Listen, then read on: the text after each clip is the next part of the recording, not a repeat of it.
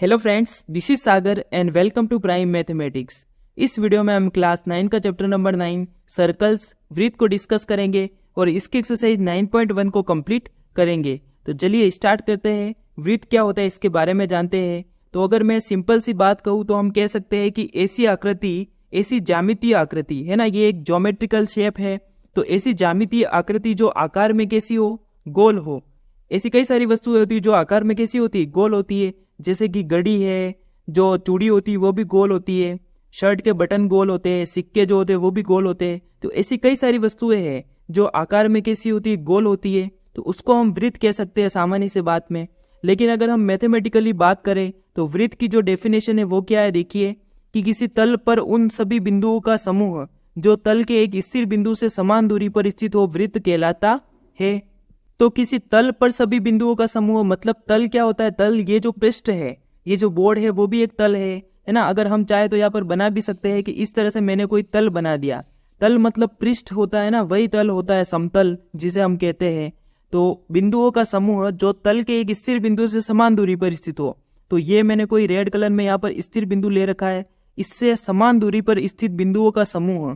तो देखिए यहाँ पर अगर मैं प्रकार की सहायता से अगर इसको मैं बनाऊं तो प्रकार की नोक को मैं यहाँ पर रखूं और उस तरह से उसको खोलूं कि जैसे मैंने 2 सेंटीमीटर प्रकार को खोला और इस तरह से राउंड शेप में उसको घुमा दिया तो एक सर्कल बन जाएगा। ये देखिए, ये बिंदुओं का समूह ही तो है।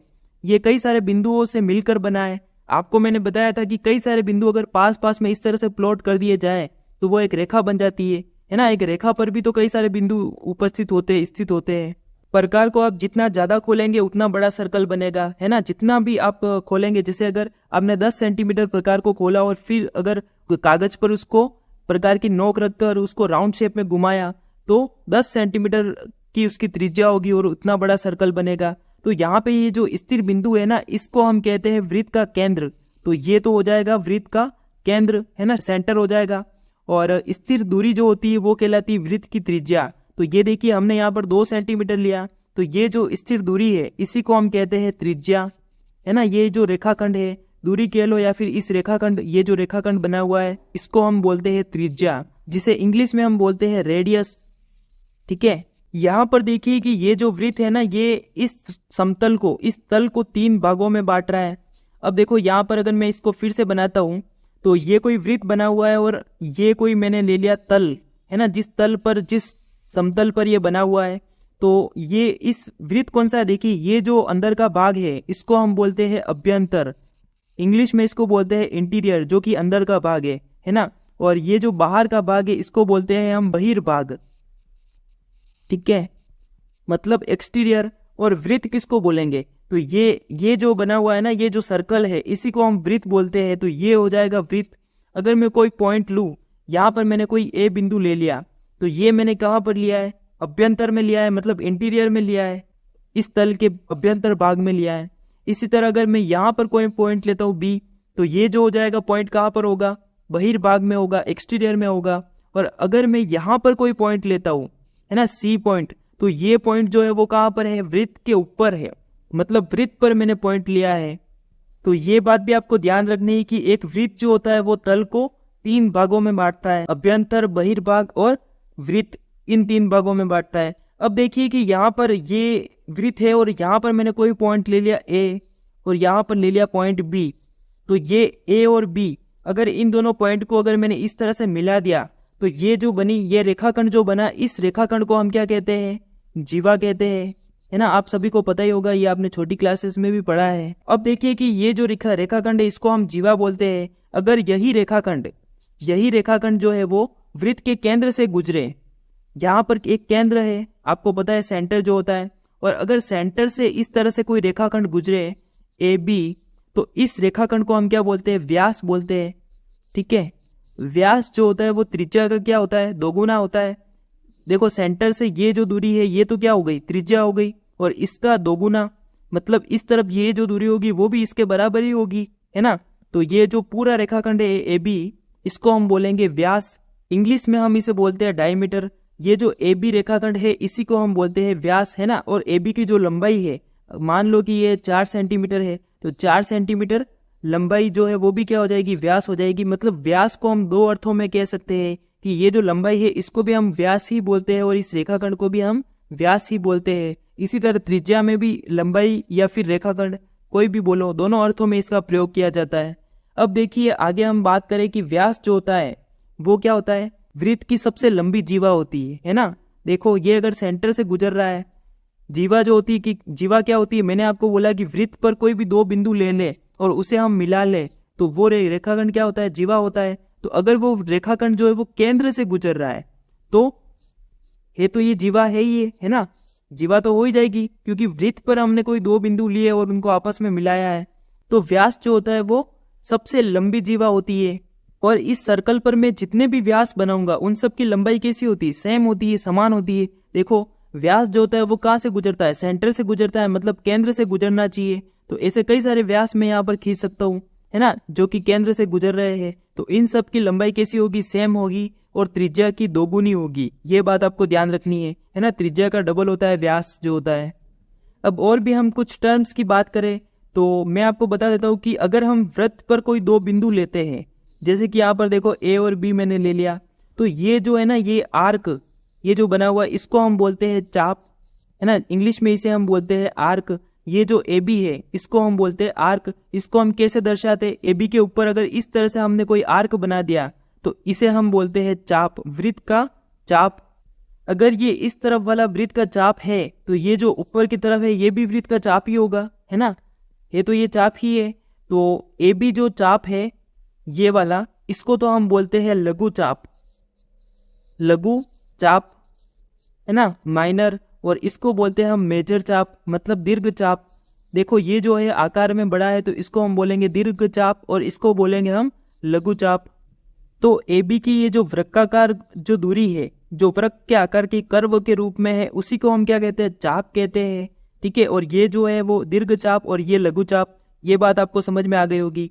एक बात और यहाँ पर देखिए कि अगर ए बी जो है, ए बी यहाँ पर मैं कोई ले लूँ, कोई जीवा है ए बी, तो अगर वो केंद्र से गुजर रही है ना तो ये क्या होती है, व्यास होती है। आपको मैंने बताया कि अगर जीवा जो है वो केंद्र से गुजरे तो उसे व्यास कहते हैं। तो ये जो व्यास है वो सर्कल को दो भागों में डिवाइड कर रहा है। ये देखो, एक तो ये भाग और एक ये दूसरा भाग। तो इसको हम क्या बोलेंगे, इसको बोलेंगे अर्धवृत्त, है ना, वृत्त को आधा कर रहा है, मतलब सेमी सर्कल बना रहा है। देखो ये, तो इसको बोलेंगे हम अर्धवृत्त। अब देखिए कि ये जो चाप मैंने बताया आपको, ये यहाँ पर मैंने ए ले लिया और यहाँ पर मैंने ले लिया बी। एक और बात देखो, इससे पहले अगर मैं करूँ तो ये जो पूरा पथ है ना, ये देखो ये बना हुआ है पूरा सर्कल, इसको हम बोलते हैं परिधि। क्या बोलते हैं, परिधि, परिधि। जैसे कि चतुर्भुज और त्रिभुज, इनमें जब हम बोलते थे तो उसको क्या बोलते थे, परिमाप बोलते थे, है ना। एक चतुर्भुज का परिमाप होता है, ये जो इसकी भुजाएं है इसकी लंबाइयों का योग जो होता है उसको हम बोलते हैं परिमाप। और वृत्त के अंदर हम इसी बात को परिधि यूज करते हैं, है ना, परिमाप की जगह परिधि शब्द का यूज करते हैं। तो ये पूरी जो राउंड है इसको हम बोलेंगे परिधि। अब देखिए कि यहाँ पर मैंने दो बिंदु ले लिए ए बी, तो ये जो है वो क्या है, चाप है, ठीक है। और अगर मैंने इसको मिला दिया, ए बी को मिला दिया, तो ये क्या बन गया, एक जीवा बन गई। और अब देखिए कि ये वृत्त दो भागों में डिवाइड हो चुका है। पहले मैंने क्या बताया, अगर सेंटर से कोई जीवा जा रही है तो वो अर्धवृत्त बनाता है ना। लेकिन अगर मैंने इस तरफ ये कोई जीवा ली और इसको मिलाने पर ये देखो ये वृत्त जो है वो दो भाग में डिवाइड हो रहा है। तो इसको हम क्या बोलेंगे, तो जब जीवा तथा चाप के मध्य का जो क्षेत्र होता है ना, ये देखो ये तो जीवा है और ये है चाप, तो इसके मध्य का जो क्षेत्र होता है उसको हम बोलते हैं वृत्त खंड। क्या बोलते हैं, वृत्त खंड। इंग्लिश में हम इसे बोलते हैं सेगमेंट। तो देखो ये एक वृत्त खंड बन गया और ये दूसरा वृत्त खंड बन गया, है ना। अगर व्यास अगर डिवाइड करता है ना तब तो हम उसे बोलते हैं अर्धवृत्त और इसको हम बोलेंगे वृत्त खंड। देखिए तो इसको हम बोलते हैं, देखो ये जो छोटा है ना इसको बोलेंगे लघु वृत्त खंड और बड़ा है उसको हम बोलेंगे दीर्घ वृत्त खंड। ये एक बात हो गई। अब देखिए कि इसी तरह मैं त्रिज्य खंड भी बना सकता हूं। मैंने चाप ले लिया, यहां से देखो ये कोई इसका सेंटर है और ए बी ये क्या है, लघु चाप है। और अगर मैंने ए को इस सेंटर से मिलाया, केंद्र से मिलाया, तो देखिए ये जो बना, ये जो एरिया है इसको हम बोलते हैं त्रिज्यखंड। त्रिज्यखंड ये जो एरिया है ना, देखो चाप और किसके बीच में, त्रिज्याओं के बीच का एरिया है। पहले जो हमने लिया था वो चाप और जीवा के बीच का एरिया लिया था। तो ये देखो ये त्रिज्या है कौन सी, AO और BO, ये दोनों त्रिज्या है। और ये जो है वो क्या है, चाप है। कौन सा चाप, लघु चाप। तो चाप और त्रिज्याओं के मध्य का जो क्षेत्र होता है उसे हम बोलते हैं त्रिज्यखंड। और ये कौन सा त्रिज्यखंड हो जाएगा, लघु, है ना, छोटा त्रिज्यखंड। और इसको हम बोलेंगे दीर्घ त्रिज्यखंड। त्रिज्यखंड को इंग्लिश में हम बोलते हैं क्या, सेक्टर।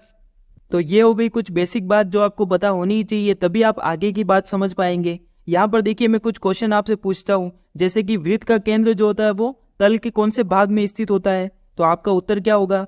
मैंने आपको बताया है ना कि तल जो होता है वो 3 भागों में डिवाइड करता है, वृत्त जो होता है वो तल को 3 भागों में डिवाइड करता है। तो वृत्त का केंद्र कौन से में होगा, इंटीरियर में होगा, है ना, अभ्यंतर में होगा। इसी तरह कुछ क्वेश्चन बात करें कि वृत्त की सबसे बड़ी जीवा कौन सी होती है, तो कौन सी होती है, वृत्त का व्यास होता है, ठीक है। और एक चाप अर्धवृत्त कब होता है, जब उसके सिरे जो होते हैं ना चाप के, वो कहाँ पर हो, वृत्त के केंद्र से गुजरे या फिर व्यास हो। और भी यदि कुछ बात करें तो वृत्त का जो केंद्र होता है उसको वृत्त पर स्थित किसी बिंदु से मिलाने पर जो रेखाखंड प्राप्त होता है उसे हम क्या कहते हैं, तो उसे हम क्या कहते हैं, त्रिज्या कहते हैं, है ना। वृत्त का केंद्र ये देखिए यहाँ पर, ये कोई वृत्त का केंद्र, वृत्त पर स्थित बिंदु कहाँ होगा, इस रेखा के ऊपर होगा, ठीक है। तो ये कोई बिंदु है और इसको मिलाने पर प्राप्त रेखाखंड को हम क्या कहते हैं, त्रिज्या कहते हैं। ये आपको मैंने बताया। और भी जैसे बताया था कि वृत्तखंड जो होता है वो जीवा और किस किस के बीच में, जीवा और उसके संगत चाप जो होता है उसके बीच का क्षेत्र होता है।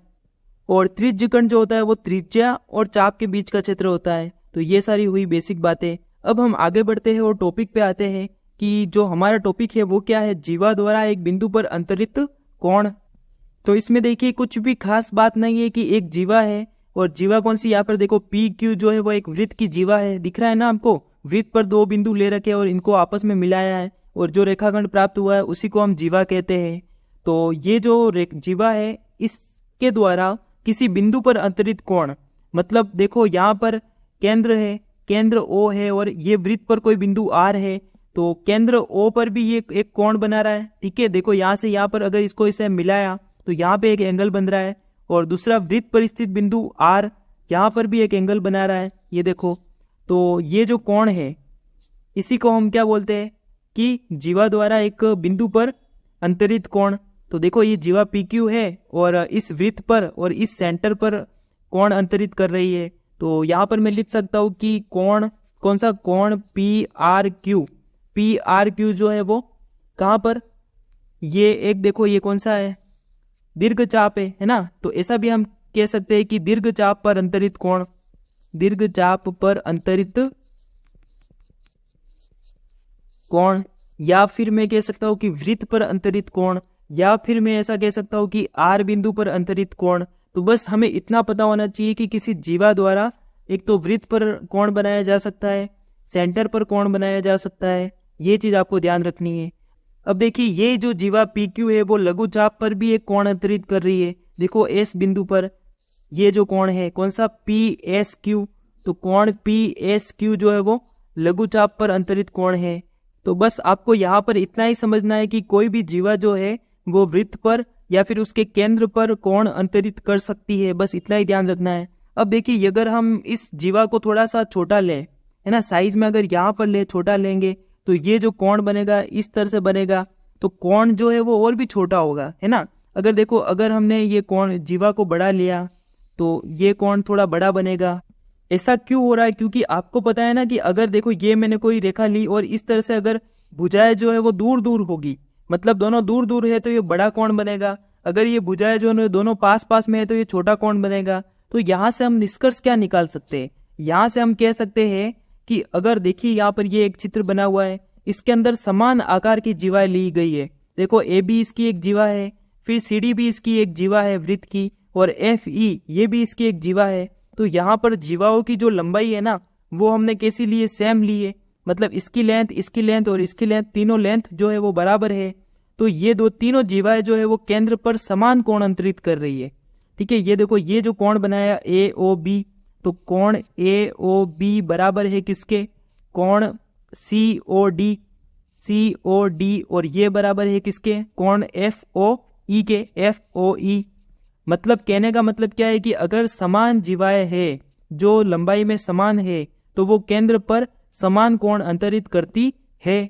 ये बात आपको ध्यान रखना है। तो देखिए यहाँ पर एक प्रमेय जो है वो आपको दी गई है, उसी का निष्कर्ष है कि वृत्त की बराबर जीवाएं केंद्र पर बराबर कोण अंतरित करती है। तो ये वही बात है जो अभी मैंने बोली आपको कि देखो AB और CD ये दोनों बराबर जीवाएं ले लिए और ये दोनों जीवाएं जो है वो केंद्र पर बराबर कोण अंतरित करती है, ये हमें प्रूव करना है। तो हमें दिया क्या है कि जीवाएं जो है वो कैसी है, बराबर है, और हमें प्रूव क्या करना है, देखो टू प्रूव, मैं लिख लेता हूँ कि प्रूव करना है हमें कि ये दोनों कोण कौन कौन से, ये कोण और ये कोण दोनों बराबर है। तो एंगल AOB बराबर प्रूव करना है हमें किसके, एंगल COD के। ये बात हमें प्रूव करनी है। तो इसको हम प्रूव कैसे कर सकते हैं, इन दोनों ट्राइंगल को ले लेंगे हम।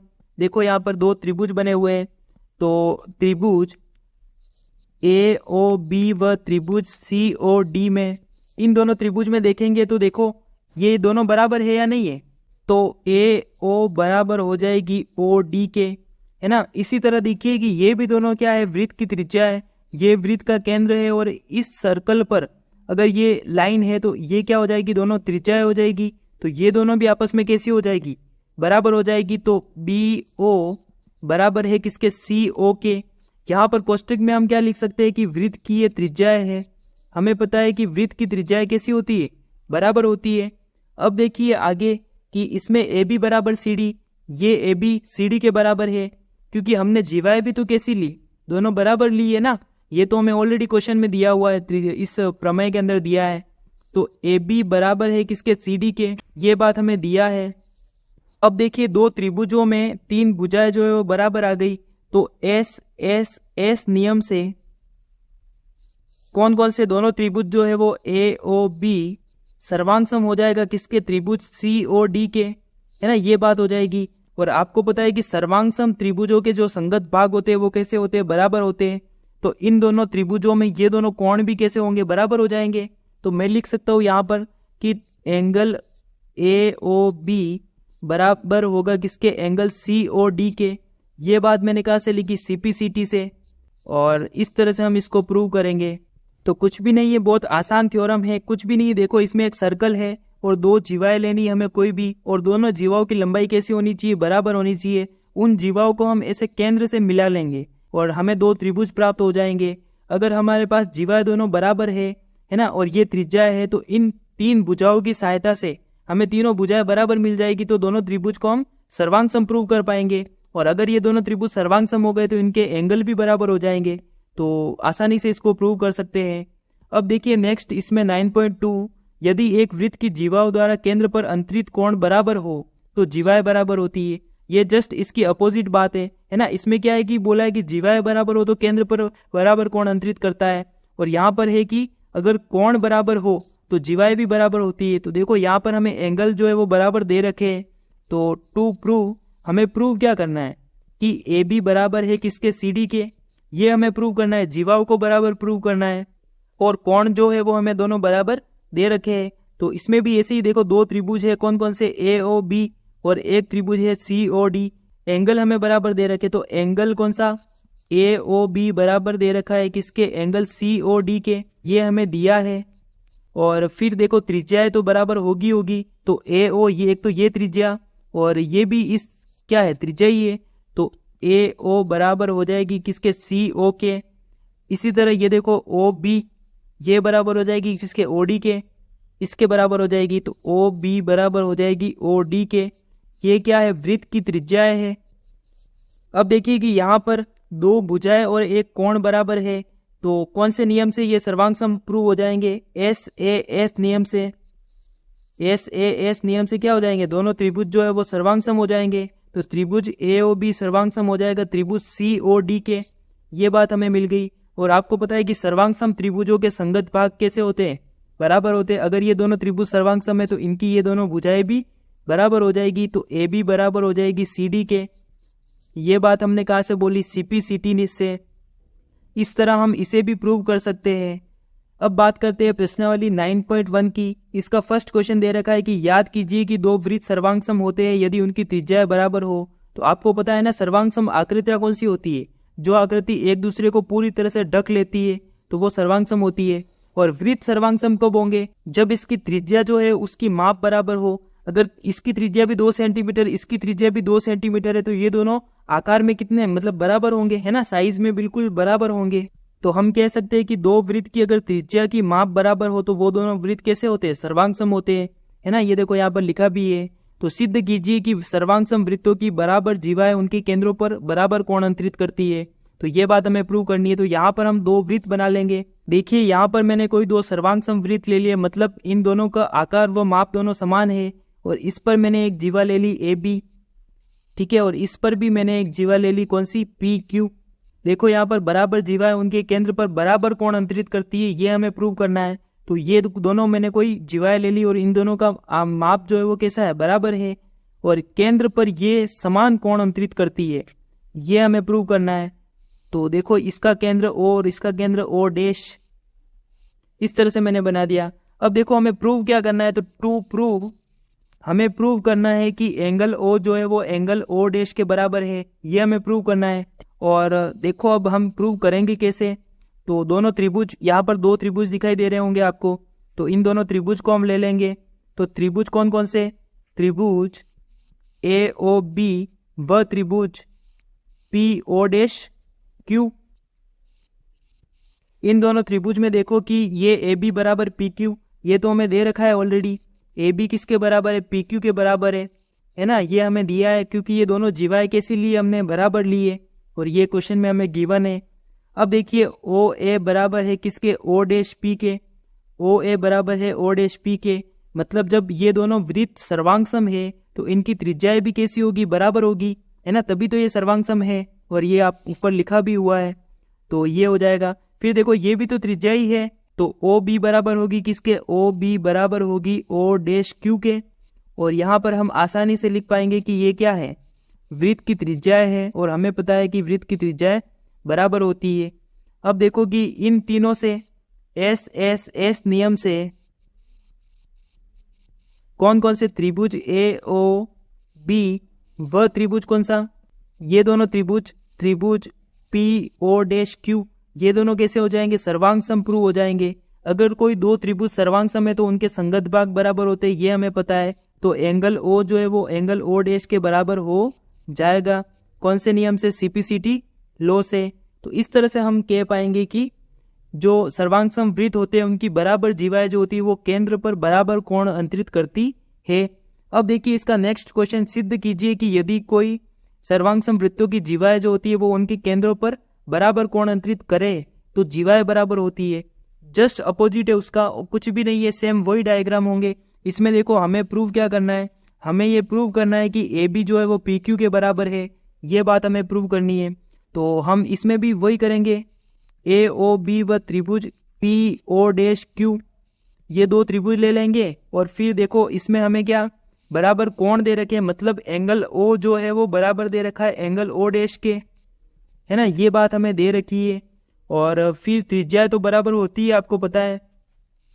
तो OA बराबर है किसके, OA बराबर है O डैश P के, और इसी तरह OB बराबर है O डैश Q के, है ना, ये वृत्त की त्रिज्या आपको पता ही है। तो यहां से देखो ये कौन से नियम से हो जाएगा, SAS नियम से। क्या कह पाएंगे कि त्रिभुज AOB सर्वांगसम है किसके, त्रिभुज PO डैश Q के। और अगर ये दोनों त्रिभुज सर्वांगसम आ गए तो हम कह सकते हैं कि AB बराबर हो जाएगी किसके, PQ के, है ना। यही डायग्राम लेने आपको, same to same, just opposite है ये, जैसे कि हमने थ्योरम को भी प्रूव किया था वैसे ही इसको करना है। तो ठीक है फ्रेंड्स, आज के लिए इतना ही, आपको समझ में आया होगा। तो वीडियो को लाइक शेयर सब्सक्राइब ये आपको करना ही है। तो ओके फ्रेंड्स, मिलते हैं नेक्स्ट वीडियो में।